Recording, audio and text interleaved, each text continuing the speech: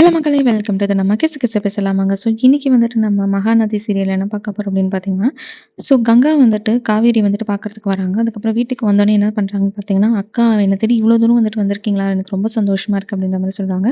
So அதுக்கப்புறம் கங்கா வந்துட்டு, "ச்சீ! உன் மூஞ்சில வந்துட்டு நான் முழிச்சேன் பாரு. என்ன வந்துட்டு நான் என்ன சொல்றதுன்னே தெரியல. நான் இங்கேருந்து போறேன்." அப்படின்ற மாரி கோவமா போறாங்க. அதுக்கப்புறம் குமரன் வந்துட்டு எப்படியோ கங்கா கிட்ட வந்துட்டு உண்மைய சொல்லிர்றாங்க. அதாவது வந்துட்டு, நான் தான் வந்துட்டு அந்த பணத்த தொலைச்சேன். அதுக்கும் காவேரிக்கும் எந்த சம்மந்தமும் இல்ல. காவேரி வந்துட்டு அவ மேல வந்துட்டு பழி போட்டுக்கிட்டா அப்படின்ற மாரி சொல்றாங்க. ஸோ அதுக்கப்புறம் தான் கங்காக்கு வந்துட்டு உண்மையே புரியுது. ஸோ கங்கா காவேரிய பாக்கறதுக்கு வந்து வீட்டுக்கு ஓடி வராங்க. ஸோ விஜயும் வந்துட்டு அங்க நின்னு பாக்குறாங்க. என்னலாம் நடக்குதுன்னு சொல்லிட்டு.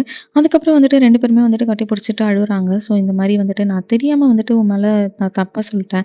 என்ன வந்துட்டு மன்னிச்சிரு. என்ன மன்னிச்சிடு காவேரி அப்படின்ற மாரி சொல்லிட்டு ரொம்பவே அழுவுறாங்க. நீங்க வந்துட்டு எதுக்கும் கவலைப்படாதீங்கக்கா. நான் உங்களுக்காக இருக்கேன். ஸோ இத வந்துட்டு நான் மறைக்கணுன்றதுலாம் இல்ல. எனக்கு வந்துட்டு அப்ப என்ன பண்றதுன்னே தெரியலக்கா அப்படின்ற மாரி சொல்லிட்டு 2 பேரும் கட்டி பிடிச்சுக்கிறாங்க. ஸோ 2 பேரும் வந்துட்டு ஒண்ணா சேர்ந்துடுறாங்க.